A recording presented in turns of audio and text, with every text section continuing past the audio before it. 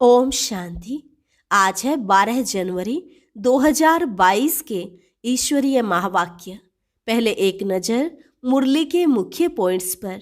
आज बाबा ने एक टाइटल दिया, कहा तुम बच्चे तो लक्की सितारे हो, क्योंकि बाप सिर्फ तुमको पढ़ाते हैं और कोई आत्मा से बात भी नहीं करते। अगर अच्छी रीति पढ़ते और पढ़ाते रहो तो पीछे आने वाले भी तीखे जा सकते हैं। कोई को आप समान नहीं बनाया तो समझा जाता जरूर खुद में कमियां हैं। बाप तुम्हें जो ज्ञान की गोली देते हैं उसे धारण करना है। जरा भी देह अभिमान ना रहे। देह अभिमान में आने से ही माया की गोली लगती है, फिर मर जाते हैं। आगे कहा, जो नास्तिक हैं उनको पहले आस्तिक बनाओ। बहुत युक्ति से समझाना है, तभी तो वह कहेंगे बरोबर परमपिता परमात्मा हमारा बाप है, हम भी उनसे वर्षा लेंगे। अगर काम विकार का सेमी नशा भी होगा तो धारणा बड़ी मुश्किल होगी। इसलिए इस विकार को योग बल से जीतो। स्मृति रहे, कल्प पहले भी हमने जीत पाई थी। मौत सामने है। ब्राह्मणों द्वारा जो यज्ञ रचा हुआ है, इसमें सारी पुरानी दुनिया स्वाहा हो जाएगी। अगर अभी तुम पवित्र नहीं रहे तो बहुत घाटा पड़ जाएगा।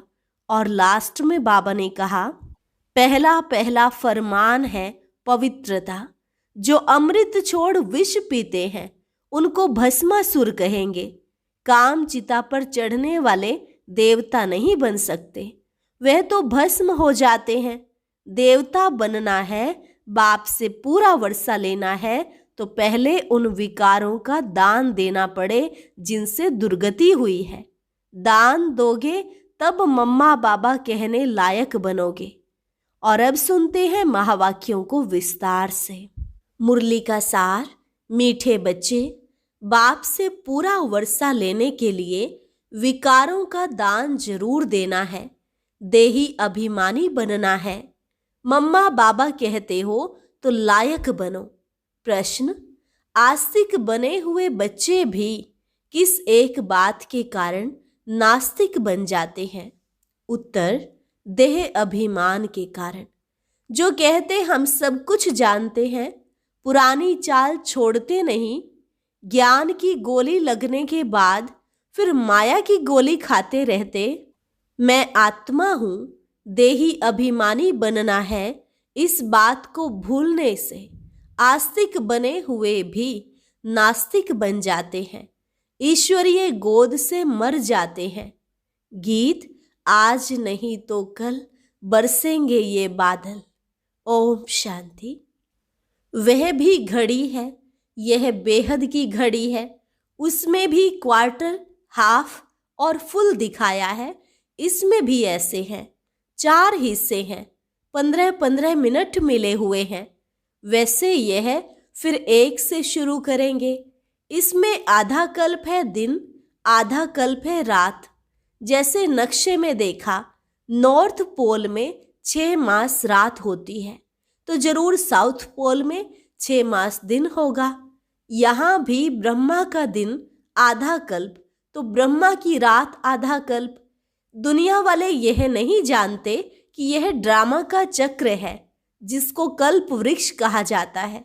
इसकी आयु कितनी है? नाम ही है कल्प वृक्ष। इतनी आयु वाला बड़ा वृक्ष तो कोई होता नहीं, इसलिए इनकी भेंट बनेन ट्री से की जाती है। उनका भी फाउंडेशन सड़ गया है, बाकी झाड़ खड़ा है। इसलिए गाया भी जाता है कि एक टांग टूट गई है, बाकी 3 पैर पर खड़े हैं। दुनिया में यह कोई नहीं जानते, आधा कल्प दिन और आधा कल्प रात, अथवा आधा कल्प ज्ञान और आधा कल्प भक्ति।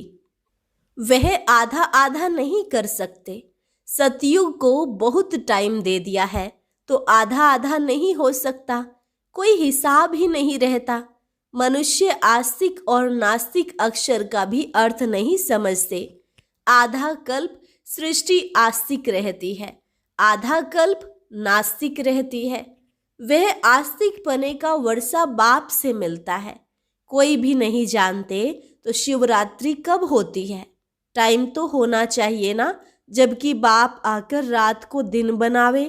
बाप को ही आकर भक्ति का फल दे, भक्ति से छुड़ाना है। परमपिता परमात्मा को आना भी जरूर है। पुकारते हैं पतित पावन आओ। पतित पावन कौन है यह नहीं जानते, इसलिए उनको नास्तिक कहा जाता है। जानने वालों में भी नंबरवार पुरुषार्थ अनुसार है। यहाँ रहने वाले भी एक्यूरेट ना जानने कारण आश्चर्यवत सुनंती, कथंती, भागंती हो जाते हैं। बाबा का पहला पहला फरमान है पवित्रता का। बहुत सेंटर्स हैं जहाँ विकारी मनुष्य भी अमृत पीने जाते हैं, धारणा कुछ भी नहीं कर सकते, विकारों को भी नहीं छोड़ते। जो अमृत छोड़ विष पीते हैं उनको भस्मासुर कहा जाता है। काम चिता पर चढ़ भस्म हो जाते हैं, देवता बनते नहीं। पहले विकारों का दान देना चाहिए। दान दे तब बाबा मम्मा कहने लायक हो। क्रोध भी कम नहीं। क्रोध में आकर पहले तो गाली देते हैं, फिर मारना भी शुरू कर देते हैं, एक दो का खून भी कर देते हैं। अखबारों में ऐसे समाचार बहुत छपते हैं। बाबा से वर्षा लेना है तो इन विकारों से जिनसे दुर्गति हुई है उसका दान जरूर देना पड़े। बाबा कहते हैं बच्चे, तुमको अशरीरी बन चलना है। यह देह भान छोड़ो। कितना समय तुम देह अभिमानी रहे हो। सतयुग में तुम आत्म अभिमानी थे। तुम समझते थे हम आत्मा एक शरीर छोड़ दूसरा लेते हैं। वहां माया होती नहीं, इसलिए दुख की बात नहीं रहती। यहाँ तो बड़ा आदमी बीमार पड़े तो अखबार में पड़ जाता है। कितना उनको बचाने की कोशिश करते हैं। देखो इस समय पोप का कितना मान है, परंतु इस समय सब है नास्तिक। गॉड फादर को जानते ही नहीं तो नास्तिक कहेंगे ना। कोई बाप को 5-7 बच्चे हो तो बच्चे कहेंगे क्या कि यह बाप हमारा सर्वव्यापी है। यह बाप भी कहते हैं मैं रचयिता हूँ, यह मेरी रचना है। रचना में रचयिता व्यापक कैसे हो सकेगा। कितनी सहज बात है, फिर भी समझते नहीं हैं। इसलिए बाप समझाते रहते हैं पहले नास्तिक से आस्तिक बनाओ। जो कहे तो बरोबर परम पिता परमात्मा हमारा बाप है, उनसे वर्षा लेना है। कन्यादान में जो पैसे देते हैं उसको भी वर्षा कहेंगे। सुख का वर्षा कौन देते, दुख का वर्षा कौन देते, यह नहीं जानते। भारतवासी स्वर्ग को ही भूल गए हैं। नाम भी लेते हैं, कहते हैं फलाना स्वर्ग में गया, परंतु समझते नहीं। बाप कहते हैं बिल्कुल तुच्छ बुद्धि है। गाते हैं पतित पावन आओ, परंतु अपने को पतित समझते थोड़े ही हैं। बाप कहते हैं पहले अल्फ पर समझाओ। परमपिता परमात्मा से तुम्हारा क्या संबंध है। जब कहे हम नहीं जानते, बोलो बाप को नहीं जानते हो। लौकिक बाप तो शरीर का रचयिता हुआ, परमपिता परमात्मा तो आत्माओं का बाप है। तो क्या तुम बाप को नहीं जानते हो। कितनी सहज बात है, परंतु बच्चों की बुद्धि में नहीं बैठती। नहीं तो सर्विस करने लग पड़े। परम पिता परमात्मा से क्या संबंध है, प्रजापिता ब्रह्मा से क्या संबंध है। वह है परम पिता, यह है प्रजापिता। प्रजापिता तो जरूर फिर यहाँ होगा ना। प्रजापिता ब्रह्मा का नाम सुना है। निराकार परमात्मा ने सृष्टि कैसे रची, तो प्रजापिता है साकार। उनके बच्चे बीके भी जरूर होंगे। बच्चे ही वर्षे के लायक बनेंगे, परंतु अच्छे अच्छे बच्चे भी युक्ति से समझाते नहीं हैं। नई नई बातें बाबा समझाते हैं, फिर भी बच्चे अपनी ही पुरानी चाल चलते रहते हैं। नई धारणा नहीं करते हैं। देह अभिमान रहता है। कहते हैं हम सब कुछ जानते हैं, परंतु पहली बात न जानने के कारण ही फारकती दे देते, आस्तिक से नास्तिक बन जाते, ईश्वरीय गोद में आकर फिर मर जाते हैं। बाबा मम्मा कहते भी फिर देखो मरते कैसे हैं। गोली लगी माया की अथवा देह अभिमान की और यह मरा। यह है ज्ञान की गोली, वह है माया की गोली। माया ऐसी गोली लगा देती है जो आना ही छोड़ देते हैं। तुम पांडवों की युद्ध है माया से। बाप समझाते हैं, मुझे ज्ञान सागर कहते हैं। ज्ञान सागर से ज्ञान गंगाएं निकली हैं या पानी की। वहां गंगा का चित्र भी देवी का दिखाते हैं, फिर भी बुद्धि में नहीं आता यह कौन है। देवी देवता तो किसको अमृत पिला न सके। यज्ञ हमेशा ब्राह्मणों द्वारा रचा जाता है। यज्ञ में फिर लड़ाई की बात कहाँ से आई? यह बातें सेंसिबल बच्चे ही समझते हैं, बुद्धू तो भूल जाते हैं। स्कूल में भी नंबरवार तकदीरवान होते हैं। भले स्कूल में 12 मास बैठे रहें, परंतु पढ़ाई पर ध्यान नहीं देते तो पढ़ नहीं सकते। बाप तो आत्माओं को पढ़ाते हैं, वह तो मनुष्यों को पढ़ाते हैं। बाप कहते हैं, हे आत्मा सुनती हो, और कोई आत्मा से बात नहीं कर सकते। बाप कहते हैं, लक्की सितारे समझते हो, तुमको पढ़ाता हूँ। आत्मा ही करती और कराती है। करन करावनहार आत्मा भी है तो परमात्मा भी है। जैसे आत्मा आत्मा से कराती है, वैसे परमात्मा बाप आत्माओं से कराते हैं। बाप कहते हैं, मैं तुम आत्माओं से अच्छा काम कराता हूँ। सभी को बाप का परिचय देना है। पहले पहले यह प्रश्नावली उठाओ। वह है पारलौकिक परमपिता परमात्मा, वह है लौकिक पिता। आत्मा और शरीर अलग है ना। शरीर का पिता लौकिक बाप, आत्माओं का पिता परम पिता परमात्मा, वह है बड़ा बाबा। सब भगत उनको ही याद करते हैं। सर्व का पतित पावन वह है। आजकल तो अनेक गुरु हैं जो जगत गुरु नाम रखाते हैं। जगत अम्बाएं भी बहुत निकली हैं। यह है सब झूठ। झूठ में सच का पता मुश्किल पड़ता है। बड़े बड़े नाम रख बैठे हैं, परंतु सच तो छिप न सके। कहते हैं सच तो बिठो नच, डांस करते रहो, डांस तो मशहूर है। तुम आस्तिक बन गए, धारणा की तो स्वर्ग में तुम डांस करना, देवताएं ही डांस करेंगे। पतित दुनिया है नरक, तो नरक को स्वर्ग अथवा पावन दुनिया यह गुरु साधु लोग थोड़े ही बनाएंगे।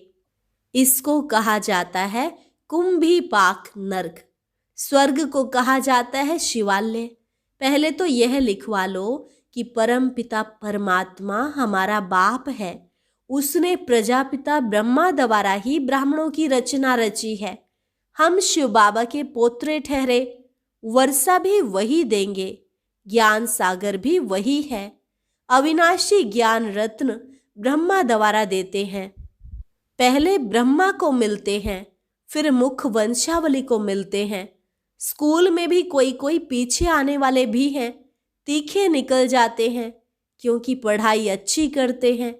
यहाँ भी अच्छी रीति पढ़ना और पढ़ाना है।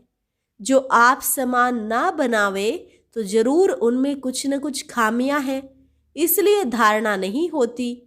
काम विकार का अगर सेमी नशा भी होगा तो धारणा मुश्किल होगी। लिखते हैं बाबा, काम का तूफान बहुत तंग करता है, बेताला बना देता है। बाप कहते हैं बच्चे, काम महाशत्रु है, उनको योग बल से जीतो। कल्प पहले भी तुमने जीता है। बाप की गद्दी पर बैठे हो, उनके पीछे रॉयल घराना भी है। सिर्फ एक जन्म पवित्र बनने से इतना उच्च पद पाएंगे। पवित्र ना रहने से बहुत घाटा पड़ जाएगा। मौत सामने खड़ा है। एक्सीडेंट आदि कितने होते रहते हैं। रजो प्रधान के समय इतना मौत नहीं होता है। अब तो पंप है, आगे इतने मशीनें आदि थोड़े ही थी। आगे लड़ाई कोई स्टीमर अथवा एरोप्लेन से थोड़ी होती थी। यह तो सब अब निकले हैं, यहाँ थे नहीं। पहले सतयुग में थे तो फिर संगम पर ही होना चाहिए। जो सुख फिर तुमको स्वर्ग में मिलना है। एरोप्लेन जो बनाते हैं वह भी वहां होंगे। प्रजा में भी कोई न कोई आ जाएंगे, संस्कार ले जाएंगे, फिर आकर बनाएंगे। अभी बनाते हैं विनाश के लिए, फिर सुख के काम में आएंगे। वहां तो फुल प्रूफ होंगे। माया की पोंप से विनाश होगा। विनाश तो जरूर होना है। ब्राह्मणों द्वारा यज्ञ भी रचा हुआ है। इसमें सारी पुरानी दुनिया स्वाहा हो जाएगी। ब्राह्मणों द्वारा ही यज्ञ रचते हैं, मिलता भी ब्राह्मणों को है। ब्राह्मण वर्ण ही सो देवता वर्ण बनता है। शिव बाबा ब्रह्मा द्वारा ब्राह्मण बनाते हैं, ब्राह्मण फिर देवता बनते हैं। कितनी सीधी बात है, परंतु बच्चों पर बड़ा वंडर लगता है। जो इतनी सहज बात भी कई बच्चे धारण नहीं कर सकते हैं। अच्छा, मीठे मीठे सिकी लधे बच्चों प्रति माता पिता बाप दादा का याद प्यार और गुड मॉर्निंग। रूहानी बाप की रूहानी बच्चों को नमस्ते। रूहानी बच्चों की रूहानी बाप दादा को नमस्ते नमस्ते, गुड मॉर्निंग। धारणा के लिए मुख्य सार।